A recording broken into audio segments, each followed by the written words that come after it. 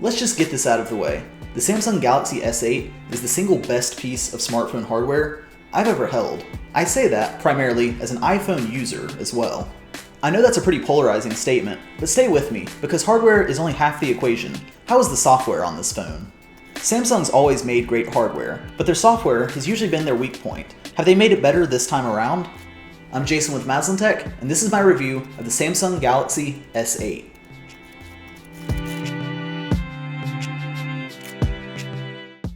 So here we are, a month after the phone's launch, and the S8 is just as impressive to hold as it was when I first got my hands on it.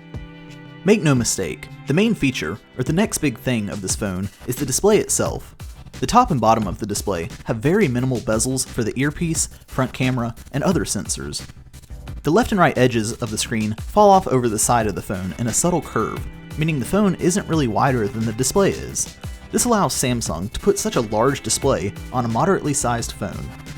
The S8 is rocking a 5.8-inch screen at an odd 18.5 by 9 aspect ratio, giving it an overall larger and taller display than my iPhone 7 Plus, but in a much smaller form factor. Samsung's use of the extra tall aspect ratio is hit or miss. At 2960 by 1440, the S8 has an extra 400 vertical pixels of screen real estate from last year's phone. At best, apps with long scrolling lists, like Twitter, can fit in more content on screen at once, but at its worst, some apps, like games, won't scale properly, which can cause some odd behavior. Most apps that don't account for the taller screen just place black bars at the top and bottom and leave the navigation buttons and status bar intact. For example, the YouTube app plays nicely with the extra height, but the YouTube Creators app does not. Moving on past the aspect ratio, the display's quality is the best in the game. The display's brightness, pixel density, color reproduction, and viewing angles are all top of the game. Smaller details, like the corners of the display being rounded off, give the S8 a magical feel to it. It's obvious a lot of work was put into making this display be the best it could possibly be, and using it for the first time reminds me a lot of getting my iPhone 4 and seeing the Retina display for the first time. The display on the S8 really is from the future, but unfortunately, the rest of the phone isn't, and it reminds you of that when you try and push it too hard. Case in point, if you take the phone's brightness all the way up, you're greeted with this message telling you it's going to take a hit on your battery life. The same goes for the screen's resolution. The S8 doesn't actually run at its native resolution by default, rather scales down to 1080p. Moving the resolution up to full res puts noticeable stress on the hardware in my testing, creating visual hiccups here and there, as well as turning the S8 into a portable toaster. In the US, the S8 is powered by the Snapdragon 835, the same chip that several other flagship Android phones are getting now, but the S8 has the most pixels to push. In my mind, scaling down the resolution was the right call. To my eyes, there's almost no difference, and the phone's battery life is happier for it too. So that's the display. The rest of the hardware is mostly boring flagship phone stuff, and that's a good thing. Up top is a SIM and microSD card tray, and on the right is the power button. On the bottom, you've got USB Type-C for quick charging, and your speaker and microphone, as well as a standard headphone jack. And on the left side are your volume controls, and one more hardware button we'll get to in a little bit.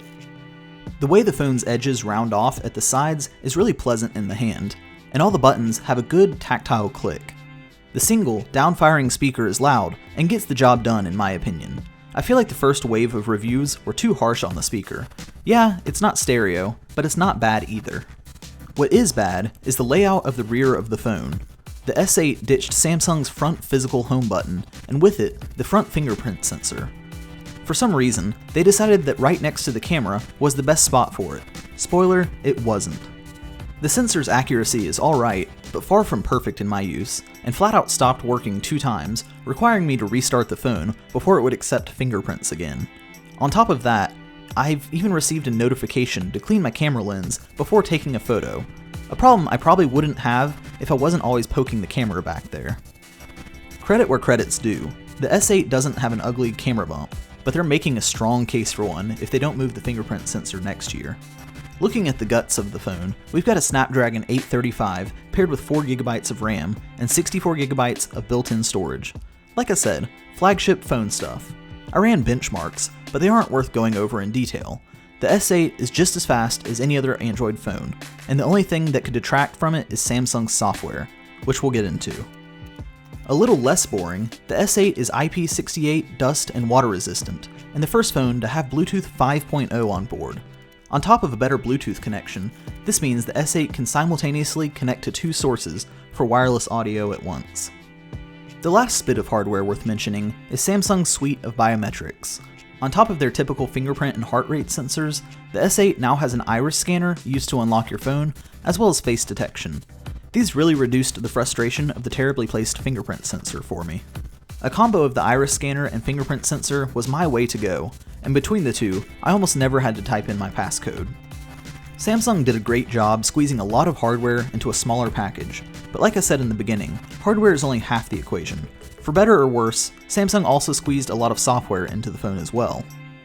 Verizon bloatware notwithstanding, the S8 continues Samsung's trend of pre-installing apps that compete with Google's stock apps. While not as bad as in previous years, I still spent a good bit of time getting the phone set up to my liking. A week into the phone, I was still making smaller tweaks, and setting up or disabling extra functions. The Samsung UI is still pretty ugly in my opinion, but much easier to tweak than in the past.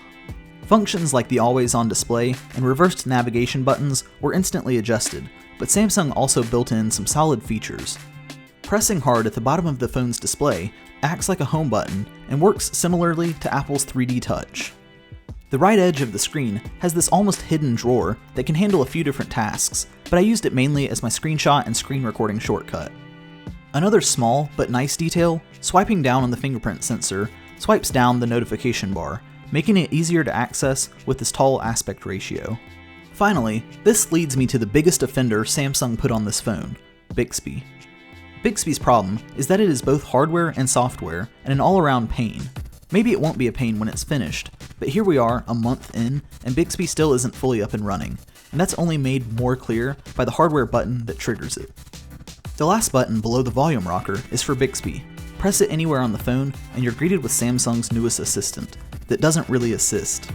As of right now, Bixby is just a collection of widgets for Samsung apps that I don't use too much, and doesn't really assist in anything.